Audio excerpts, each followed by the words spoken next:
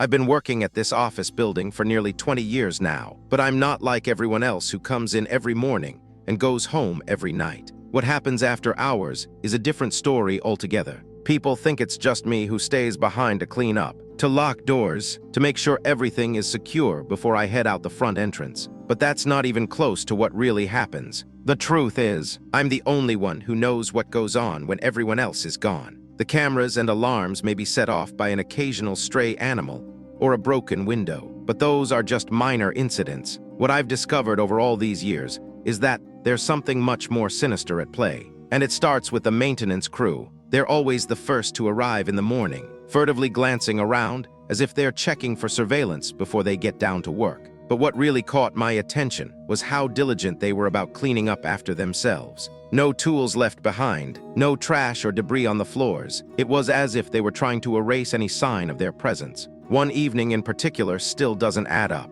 I had stopped by the break room for a cup of coffee before heading home, and I saw one of the maintenance workers scrubbing down the sink with a solution that looked eerily like bleach. He quickly finished up and left without even rinsing his hands off. It was as if he'd been trying to clean something more than just a spill. As it turned out, that was only the beginning. What I found in the storage room on the second floor a week later was nothing short of astonishing. Stacks upon stacks of identical-looking uniforms, neatly folded and labeled with different names and numbers. It looked like they were preparing for some kind of mass event, or maybe even an evacuation. And yet, every single one of those workers came back to work the very next day, as if nothing had happened. I couldn't help but wonder what else was going on behind my back. Were they involved in something bigger than just simple maintenance? Was it connected to the new high-rise development that's been springing up all over town, with its state-of-the-art security systems and allegedly smart buildings? The more I dug, the more questions kept popping up. It wasn't until weeks later, when one of the workers left his ID badge on the counter during a particularly chaotic lunch break, that I finally pieced together what was really going on. It turned out they weren't maintenance workers at all, not in any official capacity. Anyway, they were actually part of an elite group known as the cleanup crew, tasked with erasing any signs of, well, anything that might require attention from anyone else. Broken equipment, mysterious noises, minor accidents, it didn't matter what. They'd swoop in and clean up after hours, leaving behind nothing but a faint whiff of chemicals and an eerie sense of unease. It wasn't until the next day, when I received a visit from one of their supervisors, that I realized just how deep this all went. He came bearing evidence, official documents detailing the crew's activities as part of some new sustainability initiative. They even had charts and graphs to back it up, claiming they were reducing waste by 50% with their eco-friendly cleaning practices. I still don't know if I'd do it again. All this snooping around behind people's backs.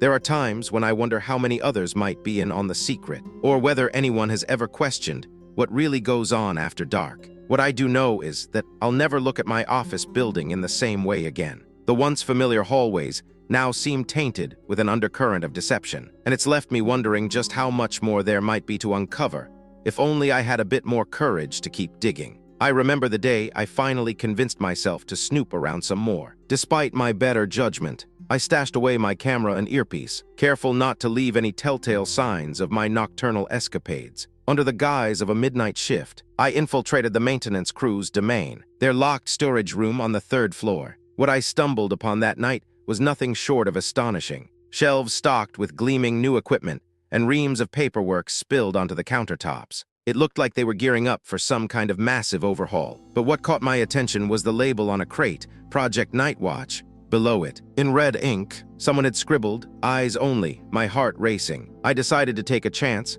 and snap a few photos with my phone. The flash illuminated the cramped space, making me freeze for a split second before scrambling to conceal myself. But as I hastily retreated back into the shadows, something else caught my eye. A small, almost imperceptible message scrawled in the corner of one shelf. "They think we're watching." At first, it seemed like just another cryptic warning from someone in the know. Yet as I replayed that night's events, I began to wonder if there was more to this phrase than met the eye. What did they mean by they? Were we really being watched? Or were those eyes simply a ruse to maintain control? These thoughts swirled around my head like a tornado for weeks on end, refusing to dissipate. It wasn't until I overheard our boss mention something about an upcoming security audit that the pieces started falling into place. This might be more than just some haphazard office shenanigans. It could be a cover-up of monumental proportions. My mind racing with what-ifs, I couldn't shake off the feeling that I'd merely scratched the surface of this enigmatic world. Project Nightwatch still lingered in my thoughts like an open puzzle box, begging to be solved. I started poring over security footage from previous nights, looking for any inconsistencies or anomalies that might indicate a larger scheme. At first, it seemed like nothing out of the ordinary janitor's vacuuming, coworkers chatting in the break room, the occasional straggler lingering after hours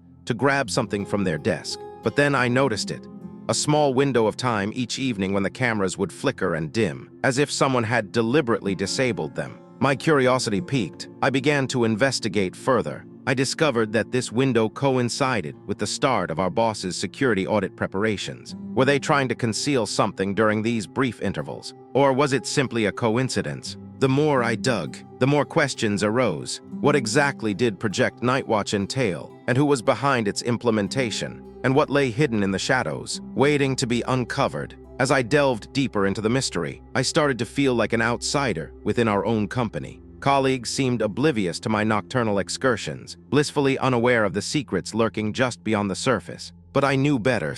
I'd caught glimpses of something whispers exchanged in hushed tones, cryptic messages scrawled on whiteboards and swiftly erased. The truth was beginning to unravel like a thread pulled from a worn sweater. What would happen when I finally grasped the full tapestry? It's funny how a routine can become second nature, until one day you realize you've been living in the margins of reality all along. Every night, as coworkers packed up their belongings and headed out into the darkness, I remained behind, piecing together fragments of information that refused to be silenced. I'd scour through security logs, analyzing the patterns of activity after hours, who went where, when, and why. And then there were the anomalies.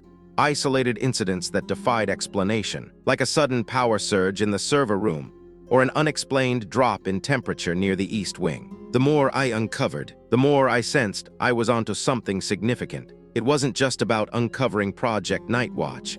It was about unraveling the very fabric of our organization's inner workings. But the closer I got to the truth, the more I felt like I was being watched not by my coworkers, but by an unseen force that lurked in every shadow, waiting for me to make a wrong move. And then, one fateful evening, everything changed. It started with a phone call from an unknown number, the voice on the other end barely above a whisper. "You're getting close," it said. Before hanging up, I was so startled that I knocked over my chair as I jumped back from the desk. The incident room fell silent, all eyes fixed on me. I tried to brush it off, but the words lingered in my mind like a mantra. Who had made that call? And what did they mean by close? I pushed the thought aside and focused on the task at hand. The investigation continued, with me poring over every shred of evidence, every security feed and interview transcript. But now, there was an added layer of tension. Every creak of the floorboards, every hum of the air conditioning made me jump. I started to feel like I was living in a state of constant hypervigilance, always waiting for the other shoe to drop.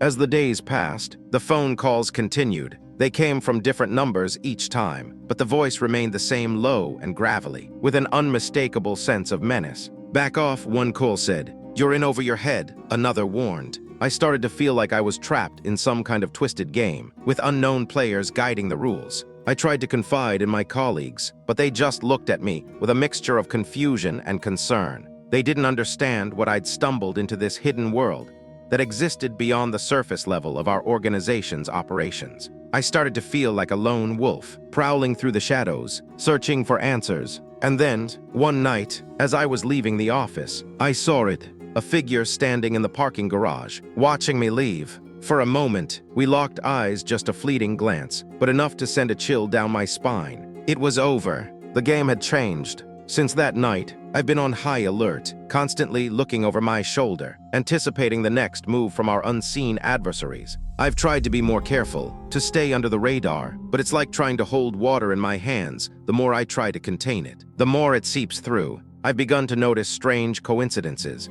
A conversation with a colleague would suddenly be forgotten, or a crucial document would go missing. It's as if they're manipulating me, testing my resolve. But what are their end game? Are they trying to push me out of the organization, or draw me deeper into this labyrinthine world?